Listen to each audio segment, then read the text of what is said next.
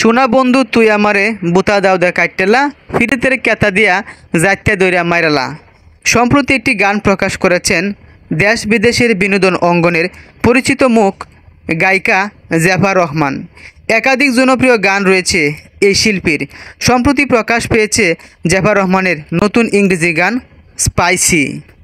নার্গিস আক্তারের গাওয়া সোনা বন্ধু তুই আমারে গানের 2 লাইন ব্যবহার করা হয়েছে সেই গানটিতে।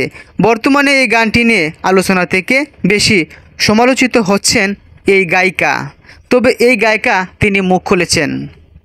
গায়িকা জেফার রহমান তিনি বলেছেন, বিষয়টি নিয়ে আমি লজ্জিত নই। সম্প্রতি এক সাক্ষাৎকারে জিজ্ঞাসা করা হয়েছিল, আপনার এই গানটিকে নিয়ে ব্যাপক কটাক্ষ করছে বক্তরা, মানুষের সমালোচনায় ব্যতীত হচ্ছেন কিনা জানতে চাইলে এই গায়িকা তিনি বলেন, একদমই না।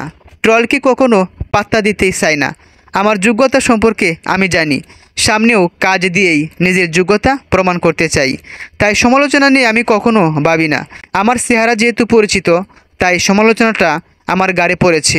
তবে বিষয়টি আমি নিয়ে লজ্জিত নই। কয়েকদিন পূর্বে একটা নিউজও ব্যাপক প্রকাশিত হয়েছিল যে চ্যানেল আইয়ের রাফসান সাওয়াবের সঙ্গে গোপনে প্রেম করছেন এই গায়িকা। তিনি কখনো সমালোচনাকে সুযোগ দেন না, পাত্তা দেন না। এই গানটিকে নিয়ে নেটিজেনরা বেশিরভাগ নেতিবাচক কথা বলেছেন।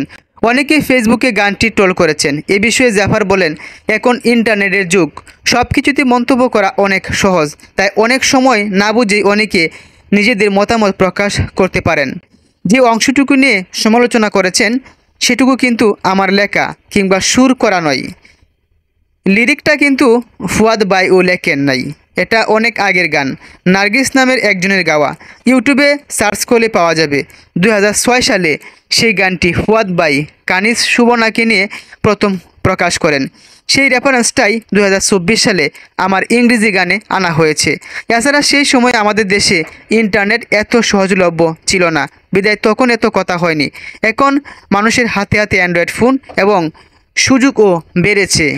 তাই অনেকেই একটি গান যাচাই বাছাই না করে মন্তব্য করেন, আবার অনেকেই গানটা অ্যানালাইসিস করেন, বিশ্লেষণ করেন যে গানের মধ্যে কী অর্থ রয়েছে। এই গায়িকা জেফার রহমানের ইংরেজি গানের সাথে সোনা বন্ধু তুই আমারে কোনো গানের অর্থ খুঁজে পাচ্ছেন না বক্তরা। তাই কটাক্ষের মুখে, সমালোচনার মুখে পড়েছেন এই গায়িকা। যুক্তরাষ্ট্রের লস অ্যাঞ্জেলসে স্পাইসি গানের দৃশ্য ধারণ করা হয়েছে। গানটির প্রযোজক ফুয়াদ আল মুক্তাদির। জেফার রহমান বাংলাদেশের প্রথম ইউটিউব বেসড মিউজিশিয়ান। তরুণ প্রজন্মের কাছে বেশ পরিচিত মুখ, তবে তিনি সঙ্গীত শিল্পী হিসেবে। তবে 2024 সালে তিনি ভক্তদের উদ্দেশ্য আরও একটি সুসংবাদ জানিয়েছেন। চলতি বছর অভিনয়ে নাম লিখিয়েছেন এই গায়িকা। মোস্তফা সারোয়ার ফারুকী পরিচালিত web film last defenders of মনোগামীতে চঞ্চল চৌধুরীর বিপরীতে অভিনয় করেছিলেন এই গায়িকা। প্রথমবার অভিনয় করে প্রশংসা পেয়েছেন।